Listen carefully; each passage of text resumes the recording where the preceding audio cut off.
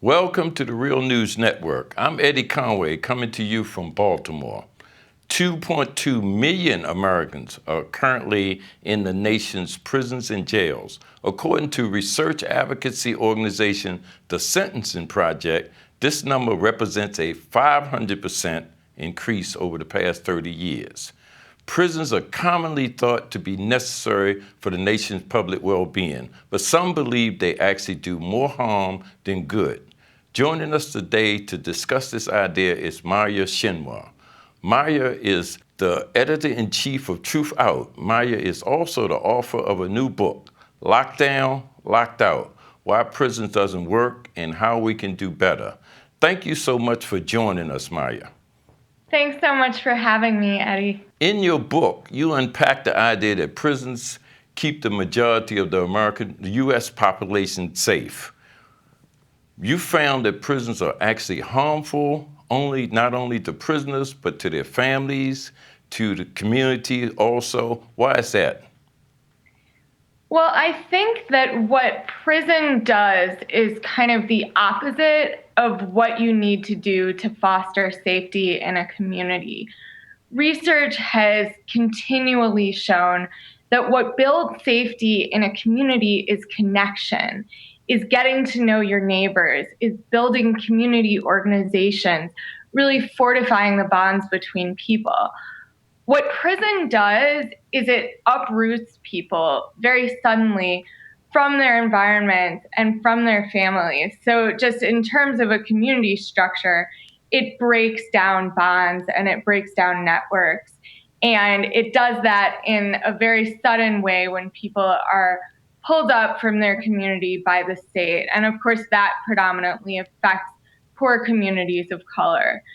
I think that beyond just that community structure, though, it's about families and it's about loved ones. And the thing about this philosophy of punishment that we have, that we've kind of come to accept as normal, is that it all centers around isolating a person. That, oh, they did something wrong, so clearly the thing that they need is to be isolated. And that's actually the opposite from what anything logical tells us about what motivates people to change. So plenty of people are incarcerated for crimes that didn't actually harm anyone. Either they're innocent or it's a totally victimless crime like drug possession or very small theft, that kind of thing. But even for people who are incarcerated for crimes that have actually harmed people, isolating and confining them is actually the thing that's going to disconnect them from the implications of their actions. Are you saying that isolating the prisoners is actually dehumanizing them and making them more dangerous? Yeah, I think that it does have an effect of treating someone as less than human is traumatic and also cuts you off from a conception of being part of humanity, which is one of the motivating factors to change, right? Like plugging someone into a human community, those connections are what motivate people to make amends for their actions, to take a different course in life. All of those things are motivated by other people, and particularly by having strong relationships with other people.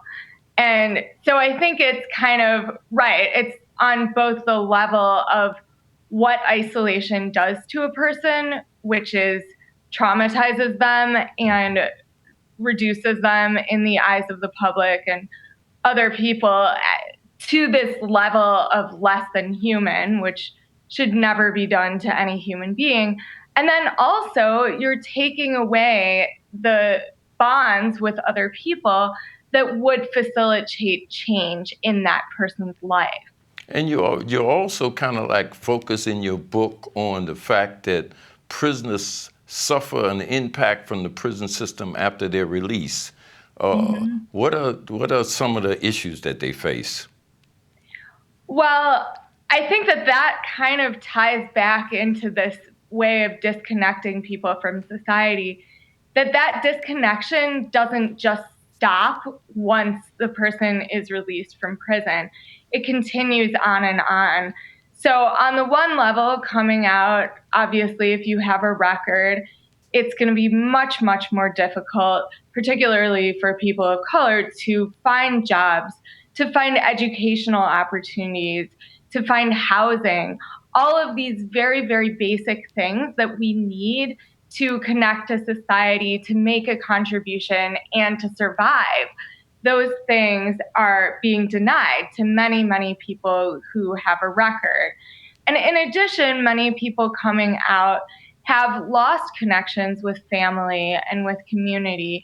And the lack of bonds there is a major challenge that people face coming out. And certainly the stigma that exists in society as it relates to people coming out of prison is no help in that kind of path toward reconnecting with your community of humans on the outside. And I think another aspect of this thing of emerging from prison, I was thinking about this earlier, talking to someone who's working on reentry programs, and the idea that prison is a correctional system is still really ingrained in a lot of people, I think. So people who haven't been to prison or haven't had family in prison still retain this notion that you come out and you've experienced some sort of like rehabilitation or correction, and therefore are more equipped to be in society. But actually, it's really a process of adjustment that requires even more adjustment than you would have needed to make before you went in. And that's due to just prison fostering an environment that's the opposite of the kind of environment you need to connect with society and to get a job, get housing. All of those things are actually more difficult after you've been in prison. The kind of correctional mindset really needs to change. We need to stop using that language. I see, from your book that a lot of the stuff that you write is from your own personal experience. You had a sister that's been in and out of prison, and I'm wondering, how does this experience inform your understanding of the prison industrial complex? Yeah, well, my sister has been in and out of incarceration over the past 9 years. Mm-hmm. And it's really driven my journalism on this subject. And that's my reporting, my editing, the stories I commission for Truth Out. Because what I've seen with media coverage of prison, it's so often just about the numbers, or it's about the corporations involved, or it's about what policy is happening on Capitol Hill. It's usually not about people.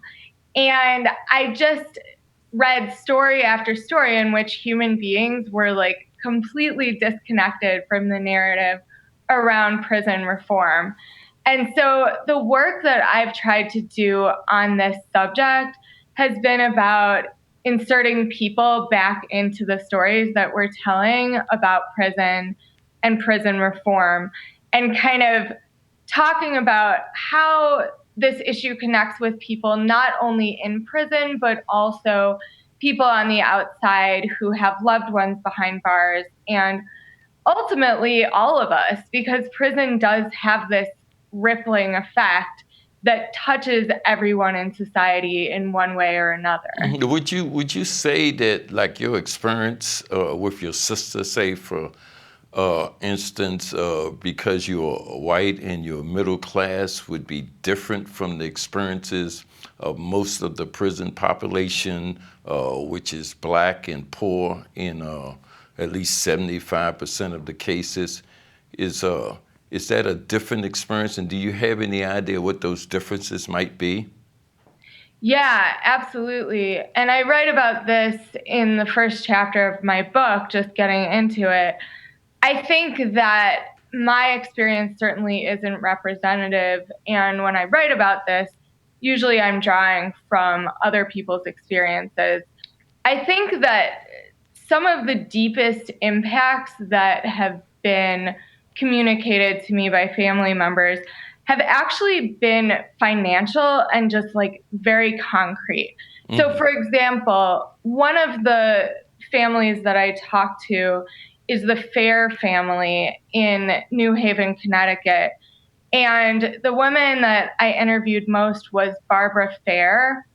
And Barbara has had 7 sons incarcerated. All of her children have been incarcerated, and they were all young Black men growing up during the height of the drug war. So the late 1980s and 1990s.